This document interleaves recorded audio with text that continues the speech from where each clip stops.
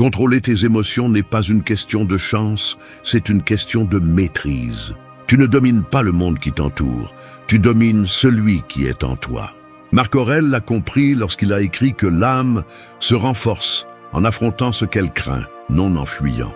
La plupart perdent leur calme parce qu'ils essaient de changer l'extérieur, alors que la seule chose qui doit changer est leur façon de penser.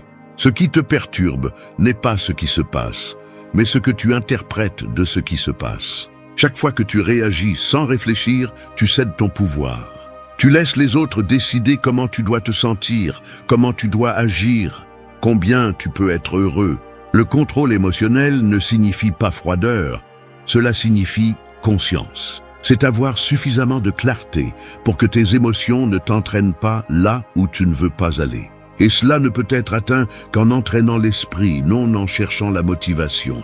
Le véritable guerrier n'est pas celui qui détruit l'ennemi, mais celui qui ne se laisse pas détruire par lui-même. C'est l'essence du stoïcisme. Garder son calme pendant que tout brûle. Non pas pour feindre l'indifférence, mais pour conserver le contrôle du seul terrain que tu possèdes vraiment, ton intérieur. Ce n'est pas un chemin pour ceux qui cherchent le confort. C'est pour ceux qui sont prêts à affronter leur esprit, à le discipliner et à le maîtriser. Parce que le chaos n'est pas vaincu par la force, mais par la présence. Si tu arrives à contrôler tes pensées, le monde cesse d'avoir du pouvoir sur toi. C'est le début de la maîtrise personnelle, l'entraînement le plus dur et le plus important de tous, te gouverner toi-même. 1. Entraîne ton esprit. L'esprit est comme un cheval sauvage. Si tu ne l'entraînes pas, il te traîne sur des terrains dangereux. Mais si tu le maîtrises, il t'emmène aussi loin que tu veux aller. La plupart des gens vivent en étant traînés par leurs pensées sans même s'en rendre compte. Ils se lèvent déjà fatigués, pensant à ce qu'ils craignent, à ce qui leur manque, à ce que les autres ont mal fait. Et ainsi, chaque jour, ils deviennent prisonniers d'un esprit qu'ils ne savent pas gouverner. Entraîner l'esprit n'est pas quelque chose que l'on fait une seule fois. C'est une pratique constante, un engagement envers soi-même pour arrêter de réagir et commencer à répondre. Marc Aurèle disait que le bonheur dépend de la qualité de tes pensées. Ce n'est pas une phrase poétique, c'est un avertissement. Si tes pensées sont faibles, tu le seras aussi. Si tes pensées sont chaotiques, le chaos te suivra partout où tu iras. Tu ne peux pas avoir une vie tranquille si ton esprit est un champ de bataille.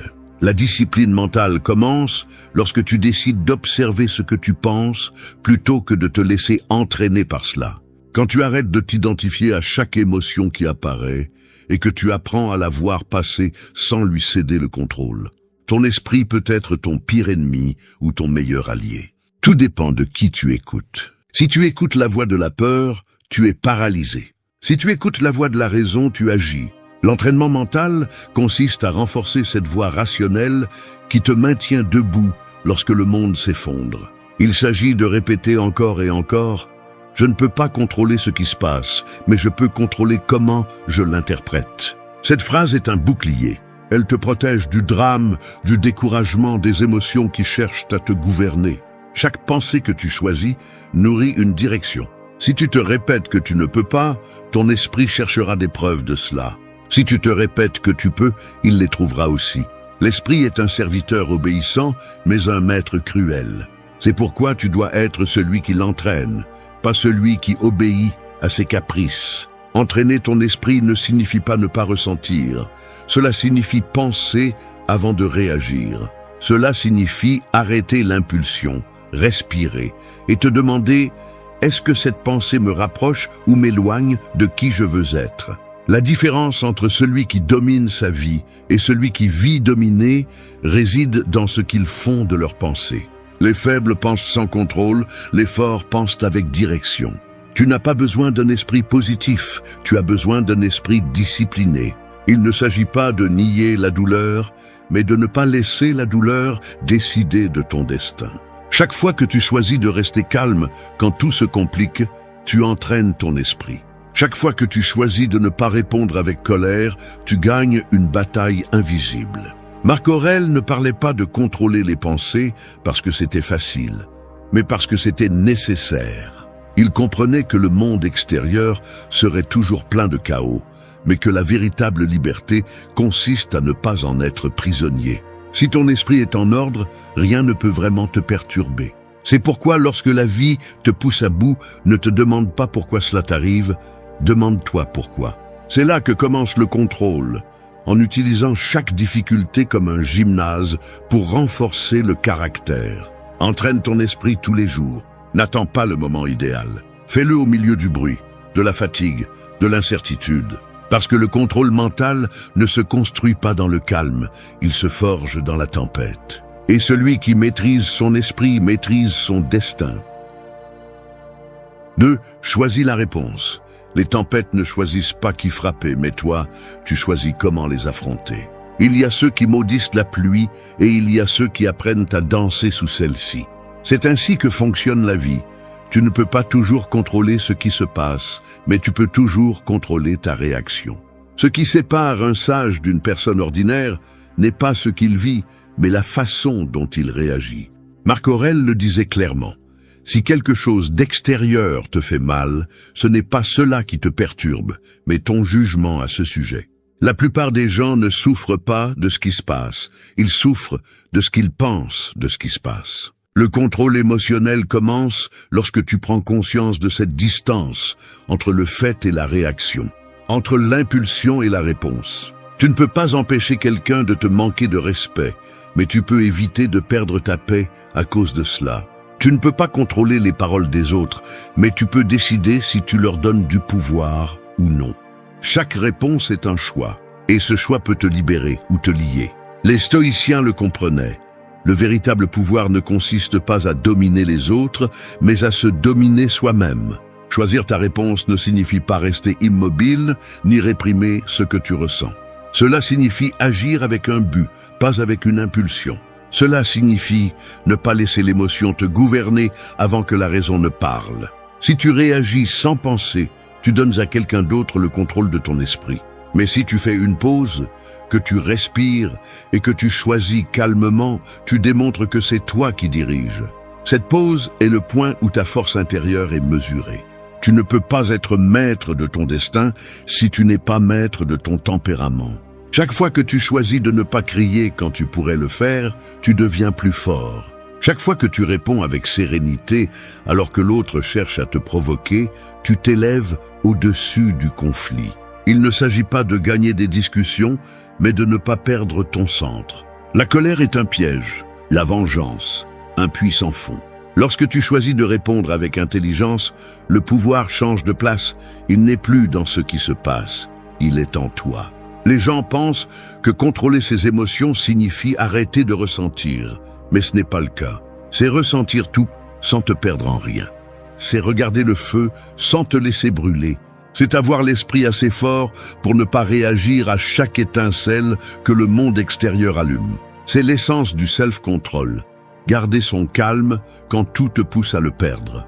Chaque situation difficile est un test, une opportunité de pratiquer la tempérance. Tu peux réagir à partir de l'ego ou répondre à partir de la conscience. Tu peux laisser l'émotion décider pour toi ou tu peux prendre les rênes et la diriger. Le stoïcien n'est pas froid, il est conscient.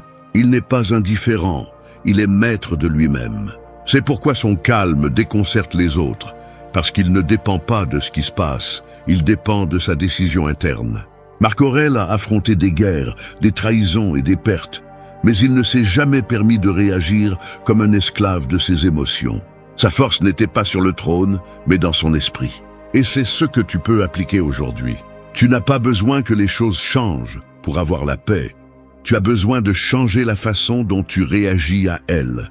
La prochaine fois que quelque chose te dérange, souviens-toi de ceci. Tu ne peux pas choisir le coup, mais tu peux choisir de ne pas tomber. 3. Pense avec force. Les pensées sont comme des fondations. Si elles sont faibles, tout s'effondre. Si elles sont solides, rien ne peut te renverser. La plupart des gens vivent en pensant sans se rendre compte que chaque pensée est un ordre que l'esprit obéit. Ils pensent à la peur, et la peur grandit. Ils pensent au doute, et le doute les dévore. Ce que tu penses devient ta réalité, car l'esprit ne distingue pas ce que tu imagines de ce que tu vis. Il obéit simplement. Marc Aurèle le comprenait parfaitement. Notre vie est ce que nos pensées en font. Si tu penses faible, tu vivras faible. Si tu penses avec force, rien ne pourra te briser. Penser avec force ne signifie pas répéter des phrases motivantes. C'est développer un esprit si clair qu'aucun mensonge interne ne peut te tromper. C'est arrêter quand l'esprit dit « je ne peux pas » et répondre « essaie ». C'est observer les pensées comme un gardien à la porte, ne laissant entrer que celles qui construisent, pas celles qui détruisent. Chaque pensée négative est comme une graine. Si tu l'arroses, elle grandit. Si tu l'ignores, elle meurt. La force mentale ne vient pas de l'optimisme. Elle vient du contrôle de ce que tu laisses vivre dans ta tête.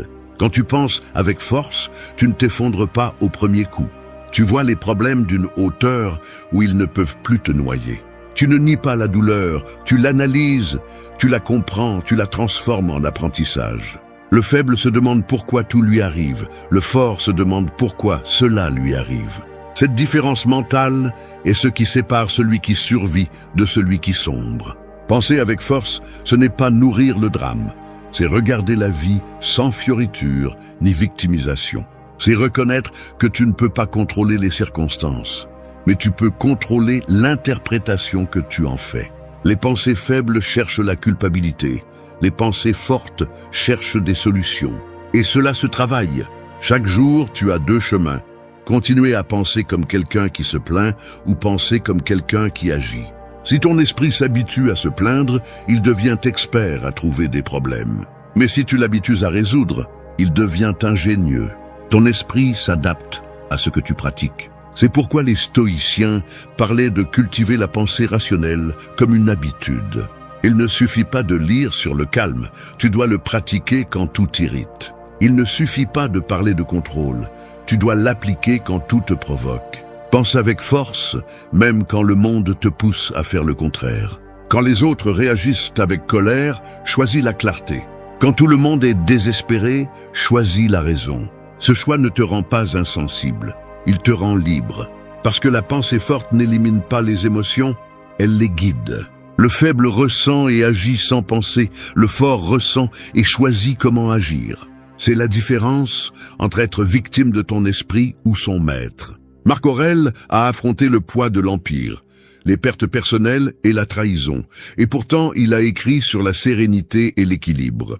Non pas parce qu'il ne ressentait pas de douleur, mais parce que son esprit était entraîné à ne pas se rendre à elle. Penser avec force, c'est comprendre que tu ne peux pas éviter les coups, mais tu peux décider comment les interpréter.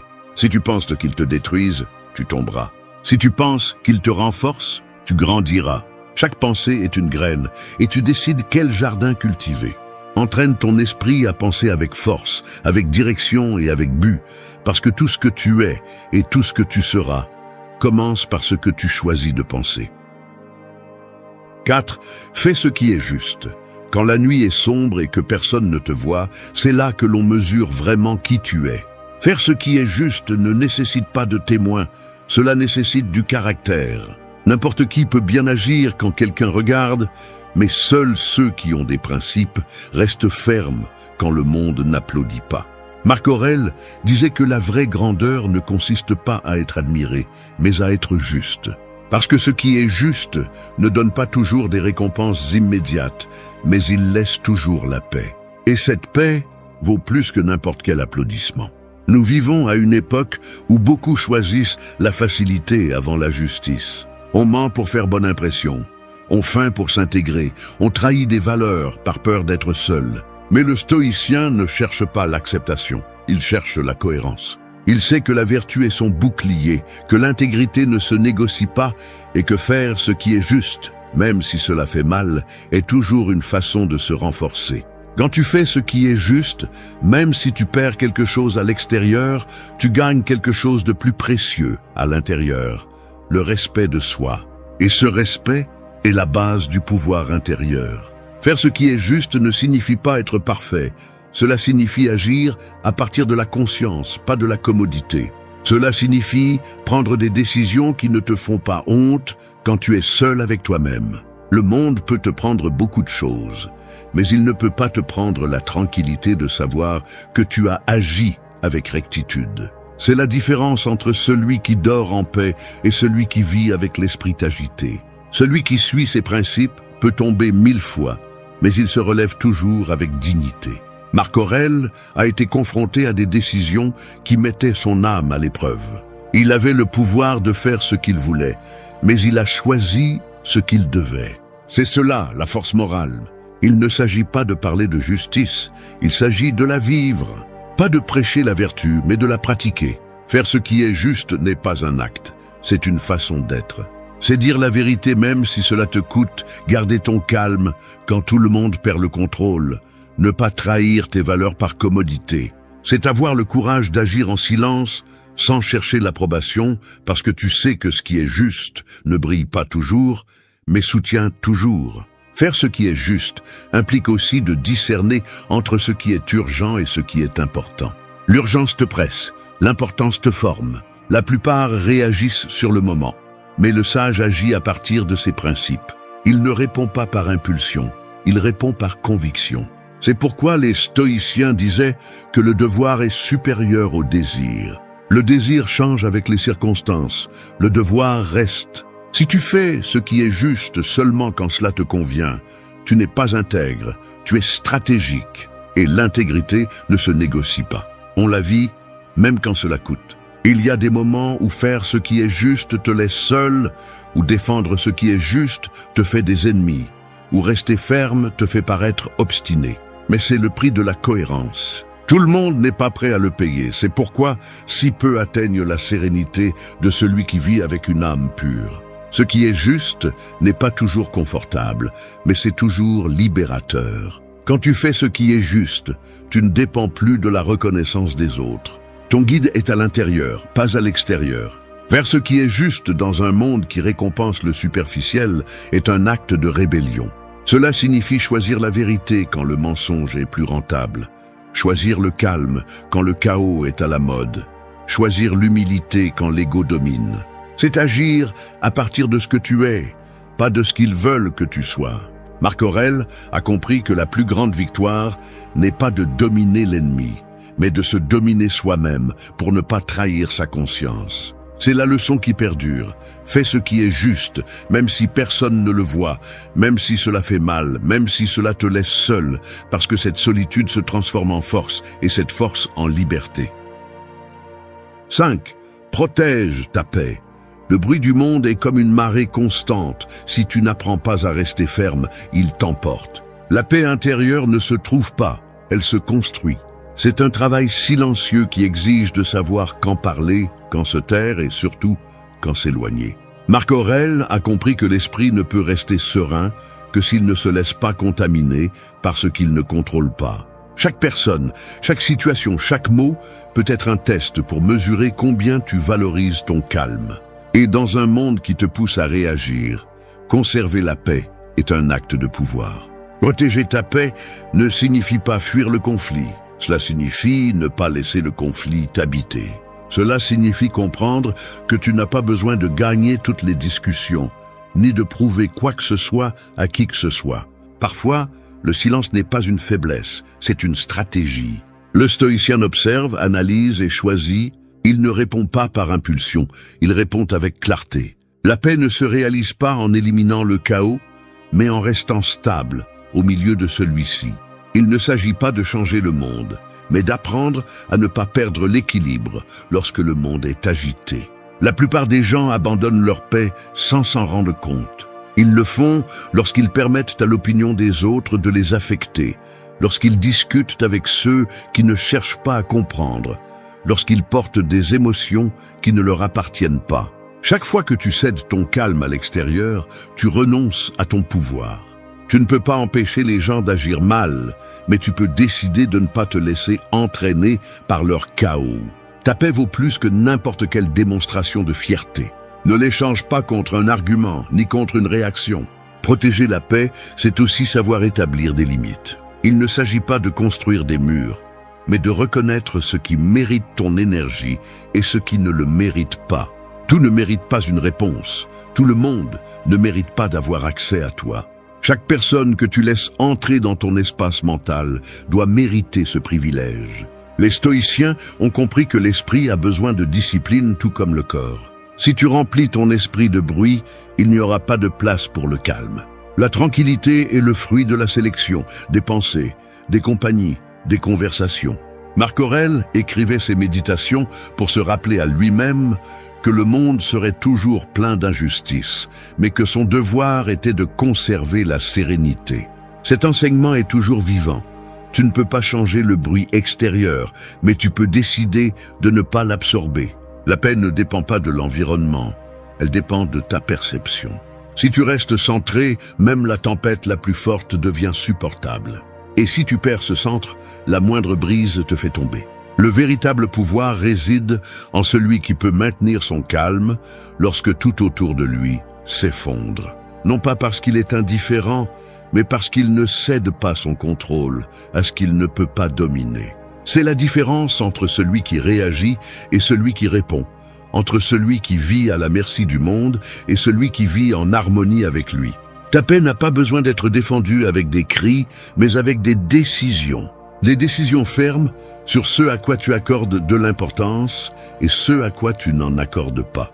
Protéger ta paix n'est pas de l'égoïsme, c'est de l'intelligence émotionnelle. C'est prendre soin de l'esprit de l'usure inutile, c'est choisir la sérénité sur la confusion, c'est préférer l'équilibre plutôt que le drame. La vie te mettra à l'épreuve tous les jours, avec des personnes, des mots et des situations qui voudront te briser, mais c'est là que réside la leçon stoïcienne.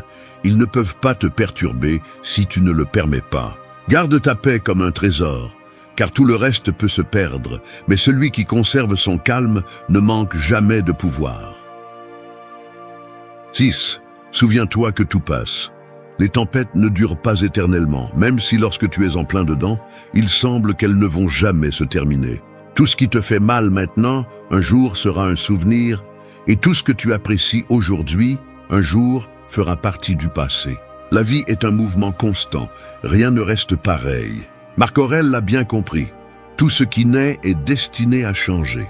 Il n'y a ni douleur éternelle, ni gloire perpétuelle. Seulement un flux continu, où la seule sagesse est d'apprendre à y naviguer. Se rappeler que tout passe n'est pas de la résignation, c'est de la libération. S'accrocher à la douleur te fait couler. S'accrocher au bonheur aussi. Ce qui te brise aujourd'hui peut te donner de la sagesse demain. Et ce qui t'élève aujourd'hui peut devenir un fardeau si tu refuses de le lâcher. L'esprit souffre parce qu'il veut que les choses soient permanentes, mais la réalité ne fonctionne pas ainsi. Chaque expérience est une station. Elle arrive pour t'apprendre quelque chose, puis elle part. Si tu essaies de rester dans un seul moment, qu'il soit bon ou mauvais, tu stagnes. C'est pourquoi le stoïcien ne s'accroche pas. Il observe, apprend et continue d'avancer. Tout passe, y compris toi. Et comprendre cela ne devrait pas te remplir de tristesse, mais de force. Parce que lorsque tu comprends que rien n'est éternel, tu apprécies davantage le présent et tu crains moins le changement.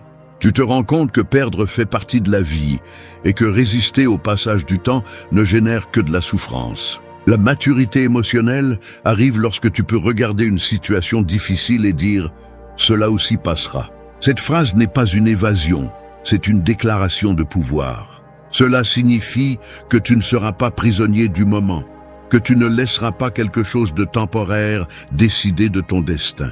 L'esprit humain cherche la stabilité, mais le monde n'est pas conçu pour l'offrir. Tout bouge, tout évolue, tout meurt pour faire place à la nouveauté. La sérénité n'est donc pas dans la rétention, elle est dans l'acceptation.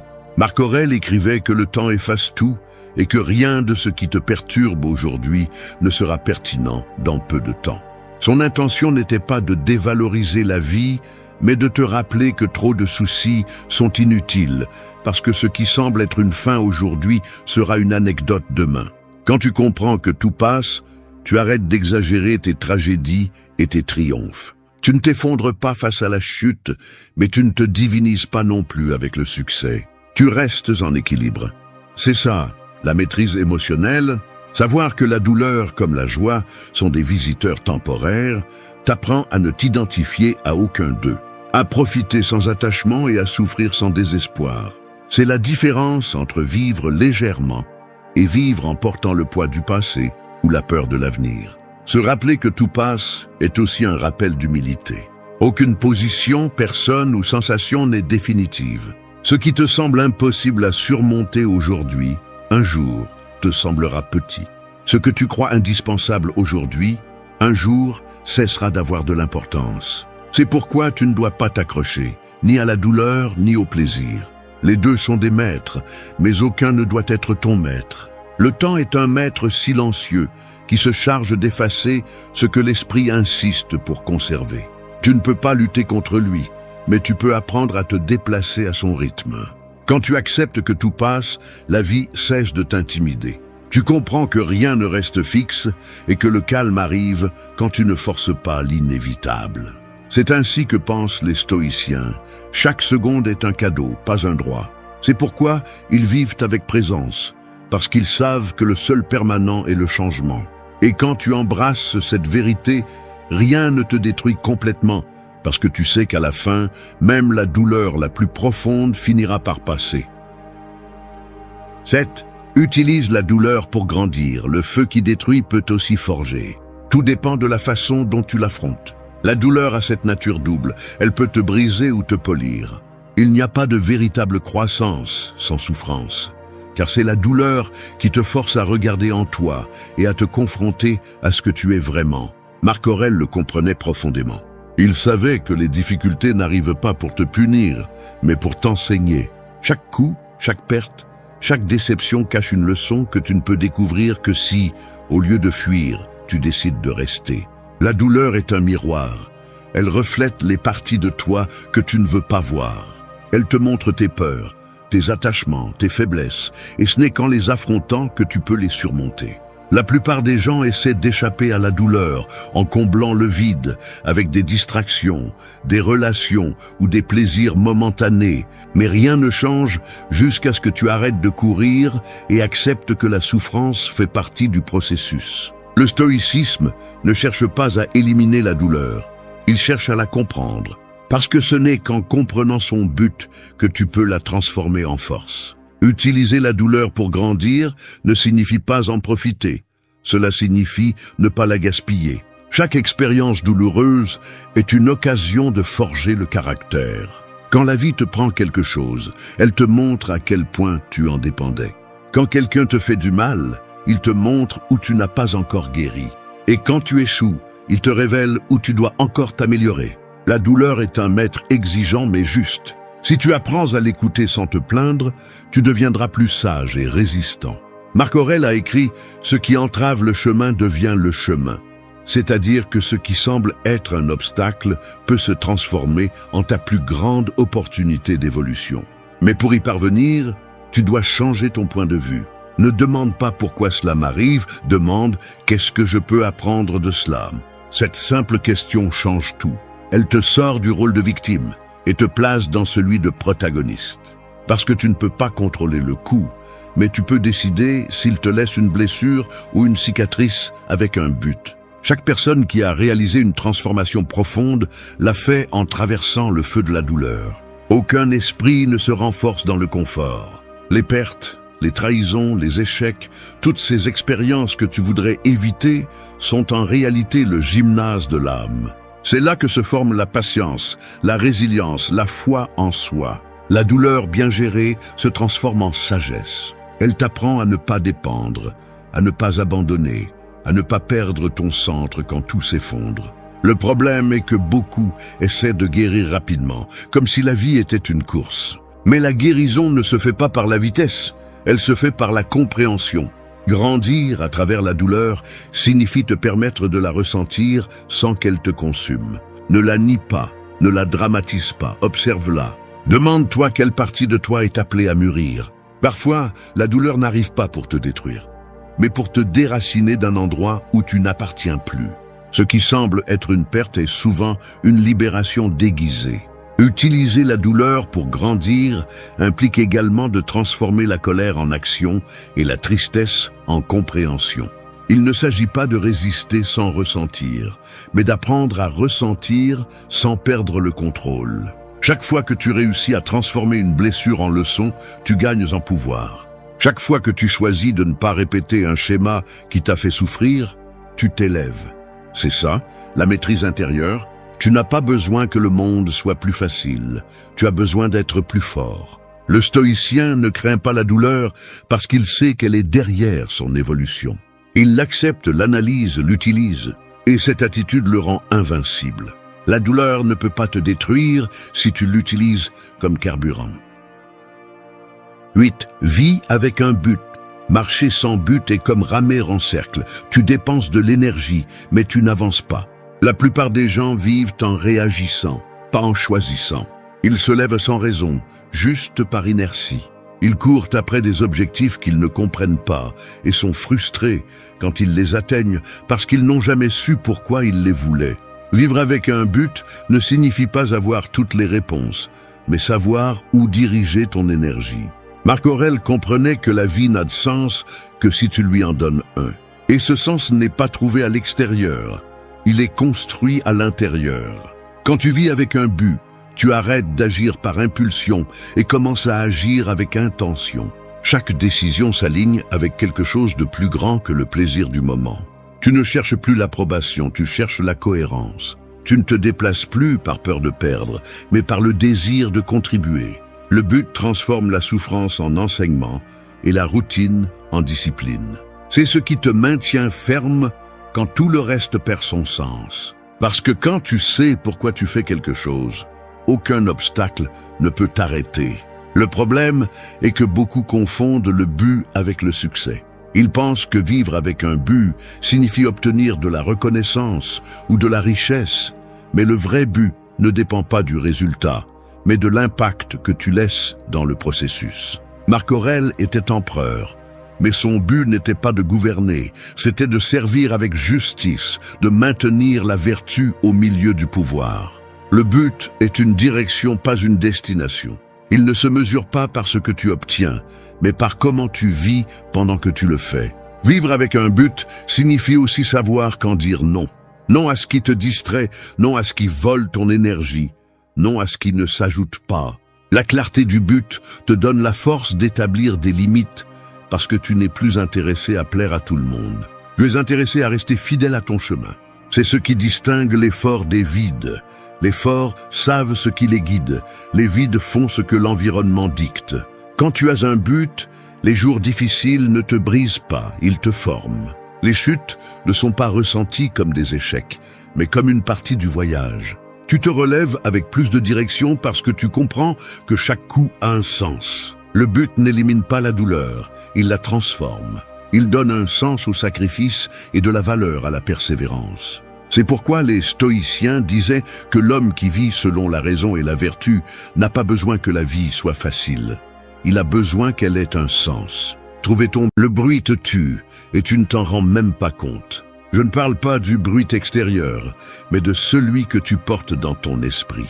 Celui qui t'empêche de dormir, qui te fait douter, qui répète encore et encore ce que tu aurais déjà dû lâcher.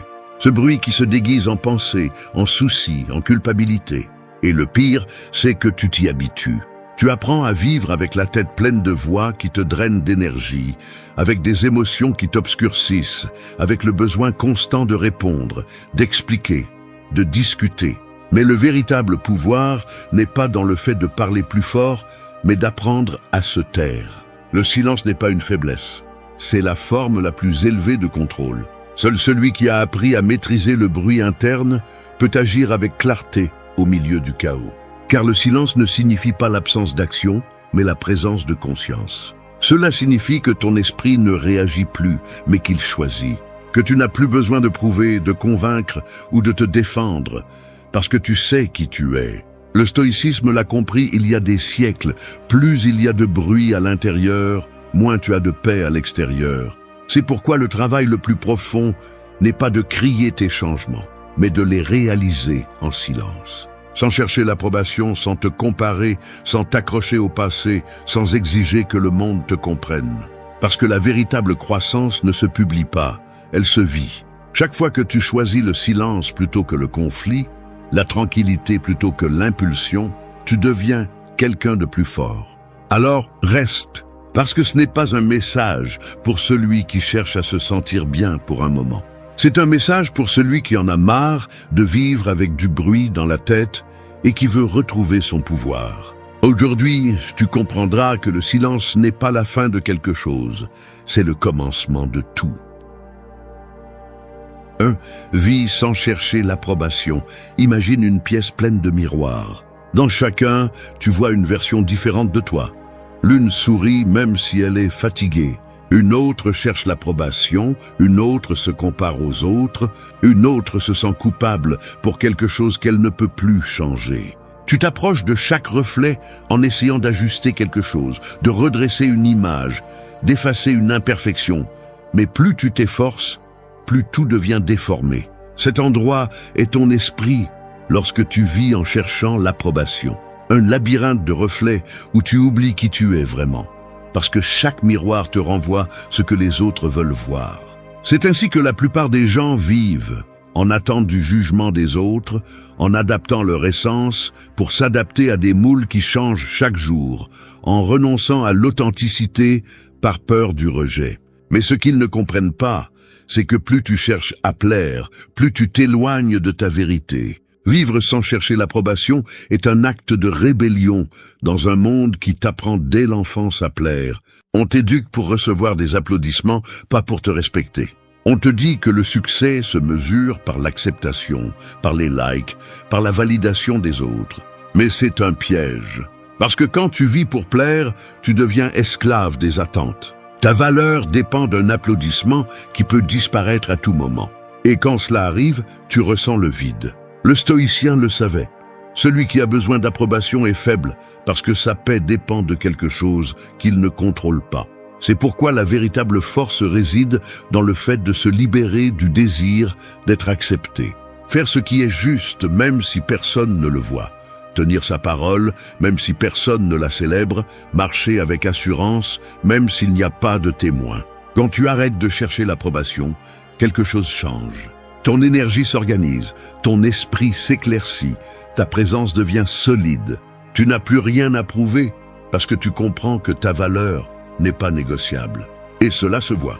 Dans ta façon de parler, de marcher, de décider, tu deviens une personne qui inspire le respect sans avoir à l'exiger. Les gens le ressentent parce que le silence de celui qui n'a pas besoin de plaire impose plus que 1000 mots. Mais arriver à ce point n'est pas facile. Cela demande du courage, parce que le monde te punira pour être toi. On te dira arrogant, distant, difficile. On te montrera du doigt pour ne pas suivre le bruit de la foule. Et c'est là que tu dois rester ferme, parce que le prix de l'authenticité est l'inconfort temporaire.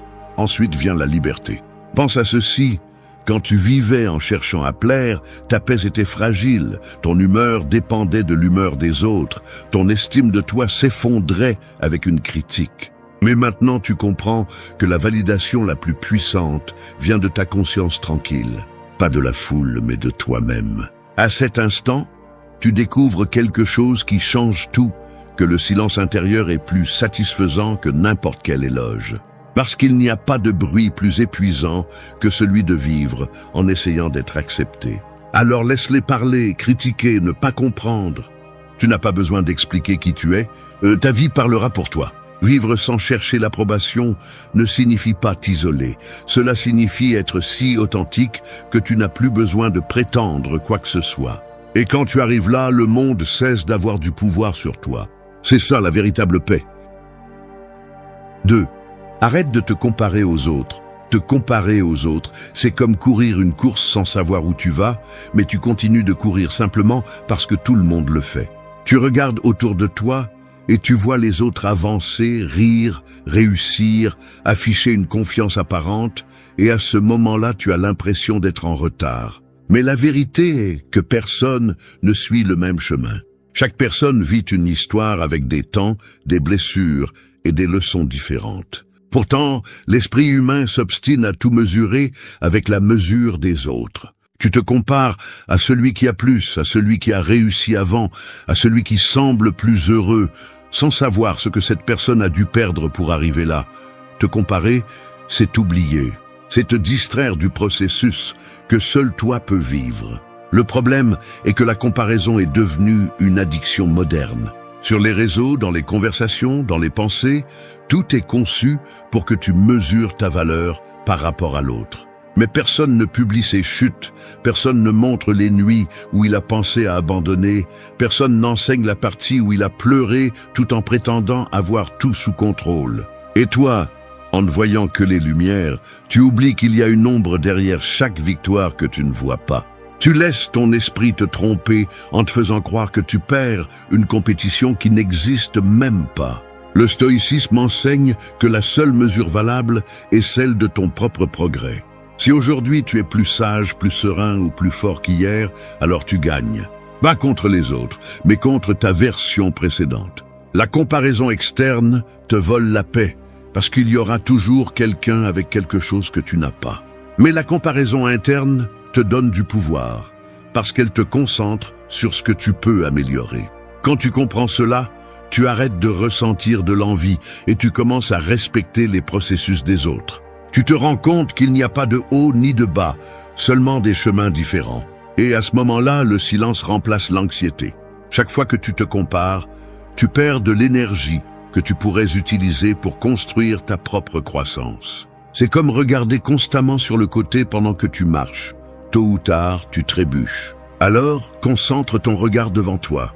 Fais ce que tu as à faire, à ton rythme, avec ton but. La vitesse n'a pas d'importance lorsque la direction est claire. Personne ne se souvient de qui est arrivé en premier si à la fin, il ne s'est pas trouvé lui-même. Arrête d'observer ce que font les autres et commence à écouter ce que ton âme te demande. Quand tu arrives à arrêter de te comparer, tu ressens une étrange paix au début, parce que le silence remplace la compétition. Mais ce silence est la liberté. Tu découvres que tu n'as pas besoin d'être plus que quiconque, juste d'être toi et de bien le faire. La comparaison est le reflet de l'ego blessé, le désir de te valider à travers les réalisations des autres. Mais quand tu acceptes que la vraie valeur réside dans le processus personnel, ton esprit cesse de crier. Il commence à se concentrer, à profiter, à vivre. Et alors tu comprends qu'il n'y a pas de meilleure sensation que d'avancer sans hâte, sans regarder sur les côtés, en sachant que ce que tu fais a du sens pour toi, pas pour les autres. Alors, ne cours contre personne. Marche avec toi-même. Observe ton progrès avec honnêteté et célèbre tes petits pas, même si personne ne les voit. Parce que chaque jour où tu choisis ton propre rythme au lieu de concourir, tu guéris. Tu construis une vie avec un but, sans bruit, sans comparaison. Et quand tu regarderas en arrière, tu te rendras compte de quelque chose de puissant. Le temps que tu as perdu à te comparer était le même que tu avais besoin pour te trouver. 3. Lâche la culpabilité du passé. Porter la culpabilité est comme traîner une valise pleine de pierres sur un chemin sans fin. Au début, tu penses que tu peux la porter, que c'est juste une question de force. Mais à chaque pas, tu te rends compte qu'elle pèse de plus en plus. Le plus curieux, c'est que personne ne t'oblige à la porter. C'est toi qui as décidé de ne pas la lâcher. Cette valise représente tout ce que tu n'as pas pardonné, tout ce que tu as fait ou n'as pas fait, tout ce qui te tourmente lorsque la journée se termine. La culpabilité ne sert pas à guérir. Elle sert à te rappeler que tu n'as pas encore appris à te pardonner. Et tant que tu ne le feras pas, tu continueras à vivre attaché à ce que tu ne peux plus changer. L'esprit a une capacité cruelle. Il peut revivre le passé encore et encore avec la même intensité, comme si les blessures ne s'étaient jamais refermées. Il te fait penser que si tu avais agi différemment, tout serait mieux. Mais la vérité est qu'il n'existe pas un passé alternatif où tu étais parfait. Ce que tu as fait était ce que tu savais faire avec le niveau de conscience que tu avais. De blâmer maintenant, c'est exiger de ton ancien toi qu'il ait la sagesse de ton présent. Et c'est injuste. La culpabilité ne corrige pas, elle te stagne. Elle te maintient coincé dans un temps qui n'existe plus, te volant l'énergie que tu pourrais utiliser pour construire ce qui vient. Le stoïcisme enseigne que la seule chose que tu peux contrôler est ce que tu fais aujourd'hui. Pas hier, pas demain. Ce qui est entre tes mains maintenant. Si quelque chose du passé te fait mal, utilise-le comme une leçon, pas comme une punition. La culpabilité doit se transformer en apprentissage, car rester à vivre en elle est comme essayer de nager avec des chaînes. Sénèque disait qu'aucune personne ne regrette d'avoir agi correctement, mais si de s'être lamenté sur ce qu'elle ne pouvait pas changer. Le pardon, surtout celui que tu te donnes à toi-même, n'est pas une faiblesse, c'est une libération. C'est comprendre que la douleur faisait partie de ta formation, pas de ta condamnation. Pour lâcher la culpabilité, tu dois d'abord accepter la réalité sans fioriture. Accepter que tu as échoué, que tu as blessé, que tu t'es trompé. Non pas pour te punir, mais pour comprendre. Quand tu le fais, tu cesses de te voir comme le méchant de ton histoire et tu commences à te voir comme quelqu'un qui apprend. Nous avons tous, à un moment donné, fait des choses que nous aimerions changer. Mais répéter le passé dans ta tête ne l'efface pas, il le rend seulement plus grand. Ce qui peut le changer, c'est ton comportement présent. Chaque bonne décision que tu prends maintenant réécrit ton histoire en silence. Te pardonner ne signifie pas oublier, cela signifie lâcher le poids. Cela signifie regarder en arrière sans que cela te fasse mal. Cela signifie pouvoir parler de ce que tu étais sans avoir honte. Parce que si tu ne peux pas te pardonner, tu vivras toujours avec la peur de répéter. Et cette peur est une prison invisible. La culpabilité ne te rend pas meilleur, elle te rend plus fragile. Elle te force à punir chaque partie de toi qui a besoin de compréhension. Mais quand tu choisis de te pardonner, tu ne guéris pas seulement, tu retrouves ta force. Alors laisse cette valise sur le sol. Regarde en arrière avec gratitude, pas avec rancune. Le passé a déjà fait son travail. Il t'a montré ce que tu ne veux plus être. Maintenant, ton devoir est d'avancer léger. Parce que tant que tu continues à porter ce qui n'existe plus, l'avenir ne pourra jamais arriver. Lâcher la culpabilité, ce n'est pas oublier ce qui s'est passé, c'est décider que ton histoire ne se termine pas à ce point. C'est fermer la blessure avec acceptation et continuer à marcher avec dignité. Parce que celui qui se pardonne, finalement se libère. 4. Accepte ce que tu ne peux pas contrôler. Il y a des tempêtes qui ne s'arrêtent pas même si tu fermes les yeux. Tu peux crier, courir ou essayer de convaincre le ciel d'arrêter de pleuvoir, mais la pluie continuera de tomber, peu importe ce que tu fais. C'est la vie. Il y a des choses qui ne dépendent tout simplement pas de toi. Des personnes qui changent sans prévenir, des circonstances qui te dépassent, des pertes que tu ne peux pas éviter. Pourtant, l'esprit humain résiste à cette vérité. Il veut tout contrôler, gérer chaque résultat, comprendre chaque cause. Mais cette tentative de dominer l'indomptable ne génère que de la souffrance, le besoin de contrôle et le déguisement de la peur. Une façon de cacher l'insécurité derrière le désir que tout se passe comme tu le veux. Accepter ce que tu ne peux pas contrôler ne signifie pas abandonner. Cela signifie te libérer. Cela signifie arrêter de lutter contre la réalité et commencer à travailler avec elle. C'est comprendre que tout ce qui fait mal n'est pas entre tes mains, mais c'est à toi de décider comment tu choisis de l'affronter. C'est la différence entre la faiblesse et la force. Le faible se frustre parce qu'il ne peut pas changer les circonstances. Le fort se concentre sur le changement de sa réponse. Le calme ne vient pas de tout contrôler, mais d'accepter que le contrôle est une illusion. Tu peux te préparer, prévoir, agir avec prudence, mais à la fin, le monde bougera comme il le souhaite et ta tâche n'est pas de le dominer, mais de t'adapter à lui. Le stoïcisme l'explique clairement. Il divise la vie entre ce qui dépend de toi et ce qui ne dépend pas de toi. De toi dépend ton esprit, tes actions, tes décisions. Tu ne peux pas contrôler le comportement des autres, les opinions, le climat, les résultats. Mais la plupart des gens investissent leur énergie à l'envers, essayant de contrôler l'extérieur tout en négligeant l'intérieur. C'est pourquoi ils vivent fatigués, frustrés et anxieux. Essayer de changer ce qui n'est pas entre tes mains est comme pousser un mur en espérant qu'il bouge. Cela t'épuise et ne te mène nulle part. La sérénité apparaît lorsque tu décides de te concentrer uniquement sur ce que tu peux maîtriser, ton caractère, ta discipline, ta façon de penser. Il y a une paix qui vient lorsque tu arrêtes de résister au flux de la vie. Quand tu comprends que les choses ne se passent pas comme tu l'as prévu, non pas parce que l'univers est contre toi, mais parce que parfois tu as besoin d'apprendre à lâcher prise. Tu ne peux pas décider quand quelqu'un part, quand une opportunité se termine ou quand une étape se termine, mais tu peux décider comment tu te tiens face à cela. C'est la liberté intérieure que les sages recherchent tant, la capacité de rester calme, même si tout s'effondre à l'extérieur. Quand tu apprends à accepter, tu arrêtes de réagir avec colère et tu commences à agir avec clarté. Accepter ce que tu ne peux pas contrôler n'est pas de la passivité, c'est de l'intelligence émotionnelle. C'est regarder le chaos avec sérénité et te demander quelle partie de cela dépend de moi. C'est ne pas t'épuiser à discuter avec la réalité, parce que la réalité ne change pas avec des arguments. Tu changes et en le faisant, ta perception du monde change. C'est le paradoxe. Plus tu acceptes, plus tu deviens fort. Parce que l'acceptation ne te retire pas de pouvoir.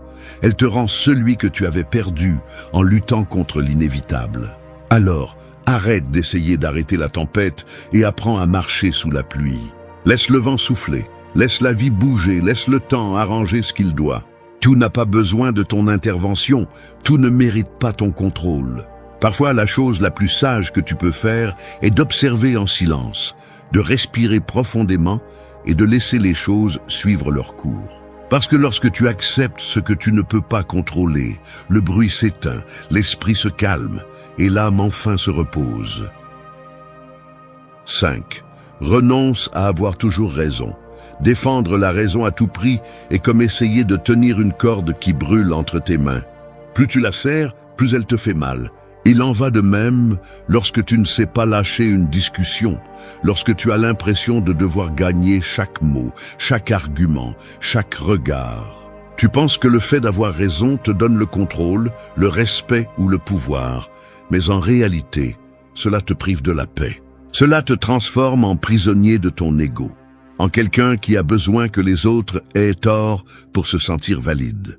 Ce besoin de prouver, de corriger, de t'imposer consomme une énergie que tu pourrais utiliser pour quelque chose de beaucoup plus précieux, ton calme. Le désir d'avoir raison n'est rien d'autre que de la peur déguisée. Peur de ne pas être entendu, d'être invalidé, de te sentir petit. C'est pourquoi les gens crient, discutent et s'accrochent tant à leurs opinions, parce qu'ils craignent qu'accepter d'avoir tort soit accepter de ne pas valoir assez. Mais le sage comprend que la raison n'est pas toujours du côté de celui qui parle le plus, mais de celui qui écoute le plus. Parfois, se taire n'est pas abandonner, c'est comprendre que la bataille n'en vaut pas la peine. Gagner une discussion et perdre ta tranquillité ne sera jamais une victoire. Le stoïcisme enseigne que l'important n'est pas d'avoir raison, mais de vivre avec vertu. La vertu réside dans la sérénité, dans la capacité de ne pas te laisser emporter par l'orgueil. Épictète disait que tu ne devrais pas discuter avec celui qui ne cherche pas la vérité, mais la victoire. Et tu vois cela tous les jours, dans des conversations vides où personne n'écoute, tout le monde attaque, tout le monde veut gagner. Mais celui qui cherche la sagesse ne se bat pas, il observe. Il n'impose pas, il comprend. Il ne cherche pas à avoir raison, il cherche à avoir la paix.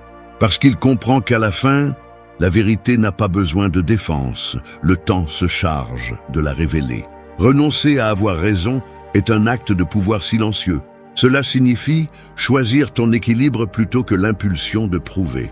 Cela signifie ne pas réagir lorsque quelqu'un te provoque, non pas parce que tu ne peux pas, mais parce que tu ne veux pas tomber dans le même piège. Tu n'as pas besoin de corriger tout le monde.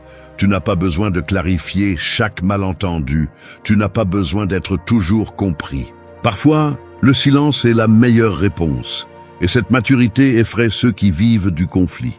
Lorsque tu ne discutes plus avec ceux qui ne comprennent pas, tu gagnes de l'espace mental.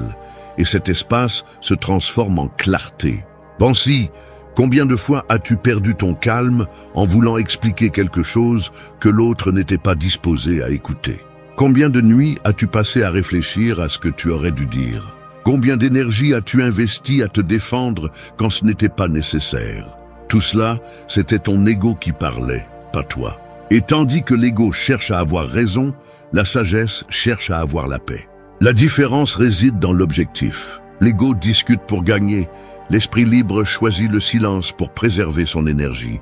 Parce que lorsque tu comprends que la vérité n'a pas besoin de bruit, tu arrêtes d'essayer de convaincre ceux qui ne peuvent pas voir au-delà de leur propre filtre. Renoncer à avoir raison ne te rend pas faible, cela fait de toi ton propre maître. Cela te libère du besoin de rivaliser verbalement, cela t'apprend à discerner quand parler et quand garder le silence. Cela te donne le pouvoir de te retirer sans te perdre, de ne pas tomber dans les provocations, de ne pas porter le poids de convaincre quelqu'un.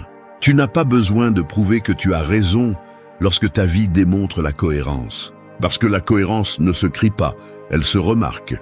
Et lorsque tu vis en paix avec tes principes, les discussions deviennent insignifiantes. La véritable victoire n'est pas qu'on te donne raison, c'est de ne pas en avoir besoin pour rester calme. Et c'est le genre de force que le monde ne comprend pas encore, mais finit toujours par respecter. 6. Remplace la plainte par l'action ou le calme.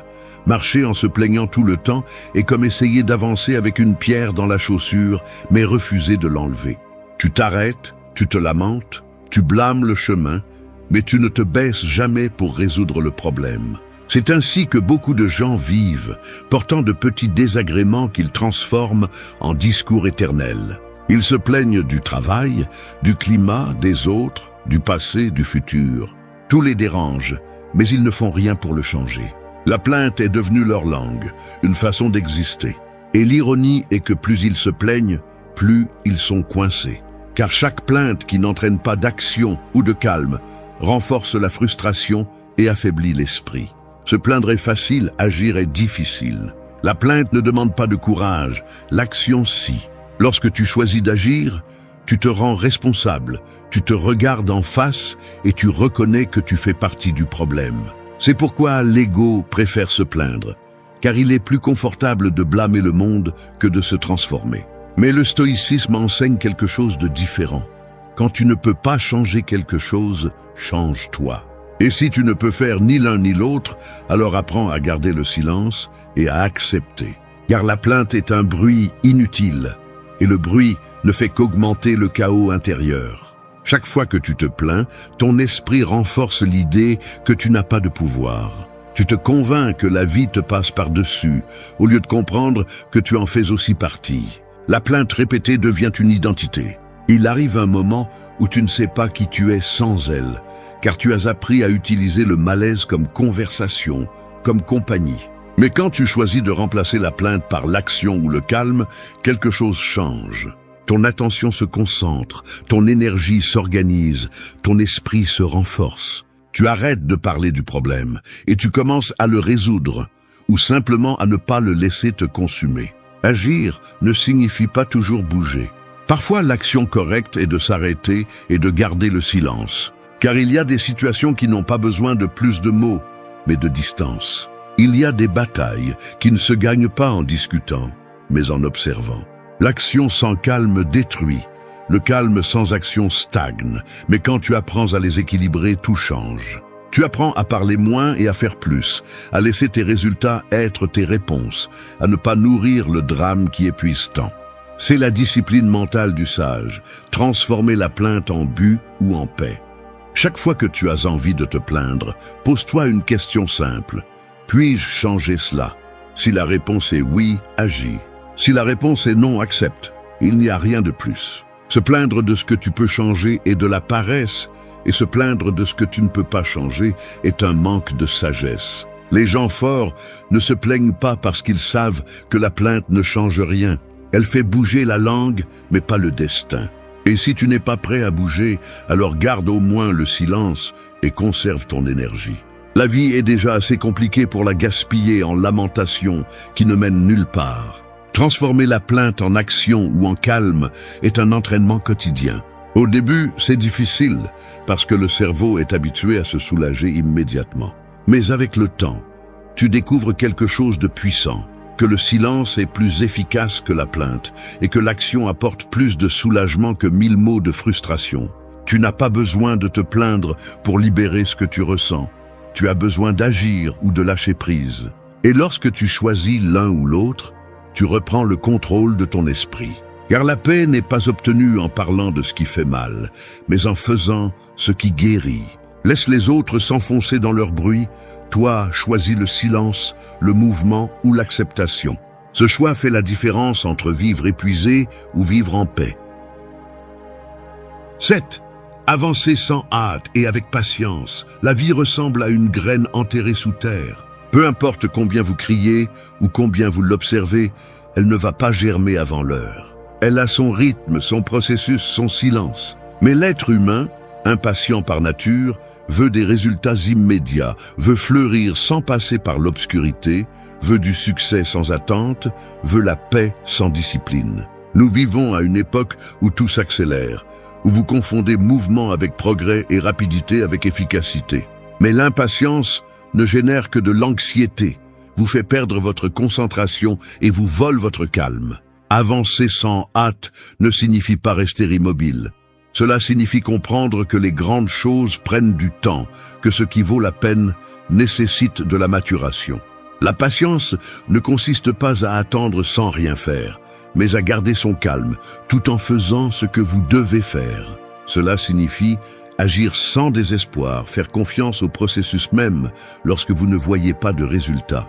C'est une vertu silencieuse que seul l'effort possède, car elle implique de renoncer au contrôle du temps. Le stoïcisme enseigne que la vie n'avance pas toujours au rythme que vous souhaitez, mais toujours au rythme dont vous avez besoin. Forcer les choses ne les accélère pas, cela les brise seulement. Et chaque fois que vous vous impatientez, vous finissez par saboter ce que le temps préparait pour vous. Le problème est que nous vivons obsédés par l'arrivée. Arriver à l'objectif, à la reconnaissance, à la stabilité, au bonheur. Et dans cette course constante, vous oubliez l'essentiel, profitez du voyage. Vous pensez que lorsque vous atteindrez ce que vous cherchez, vous vous sentirez enfin complet. Mais lorsque vous arrivez, vous cherchez déjà autre chose. L'impatience est un cercle vicieux, un piège mental qui vous fait croire que la vie est ailleurs. Mais la vie se passe ici, en cette seconde, à chaque pas que vous faites sans vous précipiter. La hâte vous vole la capacité d'observer, d'apprendre, de ressentir. Avancer sans hâte est un acte de foi. C'est regarder vers l'avant avec la certitude que ce qui vous appartient arrivera en son temps et que ce qui ne vous appartient pas partira sans vous entraîner. Cela signifie accepter les temps du destin sans vous rendre. Marc Aurèle disait que la nature ne se précipite jamais, et pourtant tout se réalise. L'arbre ne pousse pas plus vite, parce que vous lui criez dessus. La lune ne change pas de phase, parce que vous la regardez plus longtemps. La mer ne cesse de bouger, parce que vous êtes fatigué d'attendre le calme. Tout a son rythme, et lorsque vous apprenez à le respecter, l'anxiété disparaît. La patience se démontre aussi dans la façon dont vous affrontez les obstacles. L'impatience frustre dès le premier retard. Le sage comprend que les retards enseignent plus que les réalisations. Parce que chaque obstacle qui se présente sur votre chemin n'est pas là pour vous arrêter, mais pour vous renforcer. Si vous apprenez à avancer sans vous désespérer, vous commencez à maîtriser l'art de l'équilibre. Vous vous rendez compte que bouger vite n'est pas toujours avancer, et que bouger calmement n'est pas toujours perdre du temps. Parfois, la lenteur est le signe que vous faites les choses correctement. Lorsque vous choisissez d'avancer sans hâte, vous devenez invincible. Vous n'êtes plus affecté par les retards, ni par les comparaisons, ni par les doutes. Vous apprenez à avoir confiance en vous, en votre travail, dans le processus. Vous savez que les résultats arriveront quand ils devront, pas quand vous le voudrez. Et cette certitude vous donne une tranquillité que peu de gens ont. Alors ne vous désespérez pas si vous n'êtes pas encore là où vous avez rêvé, parce que ce qui est construit avec calme reste. La hâte crée du bruit, mais la patience crée du pouvoir. Avancez lentement, mais avec un but, parce que la vie ne récompense pas celui qui arrive le premier, mais celui qui arrive entier. 8. Fais de ton